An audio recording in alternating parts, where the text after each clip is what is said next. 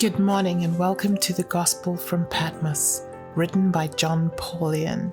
It's a daily devotional with everyday insights into living from the last book of the Bible. It's April 4th and my name is Donna Marie Duncan. John the Apostle writes in Revelation chapter 4 verse 2, "Immediately I became in the Spirit, and behold, a throne was there in heaven, and there was one sitting on the throne." One of the highlights of any visit to Istanbul, Turkey, is a chance to tour Topkapi Palace, a famous palace of the Sultan on a hill overlooking the Bosporus and the Golden Horn. I particularly enjoyed a visit to the Palace Museum that displayed the Sultan's treasures. An especially memorable part of the museum is a view of the Sultan's throne. I had never actually seen a throne before, and this one came as quite a surprise. It looked roughly like a highly decorated love seat with comfortable cushions. I had always thought that thrones were like armchairs, but this one was much too wide for that. And then I remembered the text, "To the one who overcomes I will give to sit with me on my throne, just as I overcame and sat down with my Father on his throne." Revelation chapter 3 verse 21. Obviously, the throne of heaven is not an armchair.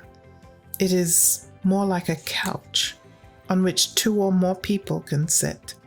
Suddenly, the New Testament texts about Jesus sitting down at the right hand of God made sense.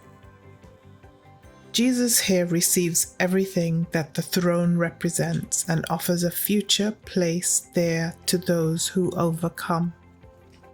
A careful reading of Revelation chapter 4 makes it clear that throne is the key word of the entire chapter. Appearing 12 times in the chapter, it is the center and focus of the scene. Everything that takes place in the heavenly throne room does so in relationship to the throne. A series of prepositions singles the various actions. Things happen around the throne, upon the throne, out from the throne, before the throne, in the midst of the throne, and at the right side of the throne. Clearly, the central word in this passage, the throne, represents the central theme of everything that takes place in it. What is a throne and what does it symbolize? A throne represents the right to rule. The person who sits on it has the authority to govern a piece of territory, a nation, or a group of some kind. Since the throne is at the center, the key issue of this passage involves God's right to rule and how that functions in heavenly places. While the book of Revelation normally associates the word throne with God, it can apply to Satan and his cohorts as well. Thus, the centrality of the throne here means this passage is a decisive development in the conflict between God and Satan over the dominion of the universe.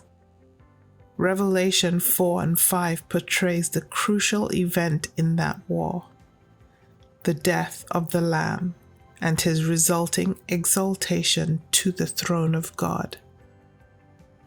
Dear Heavenly Father, I accept that you have the right to rule in my everyday life.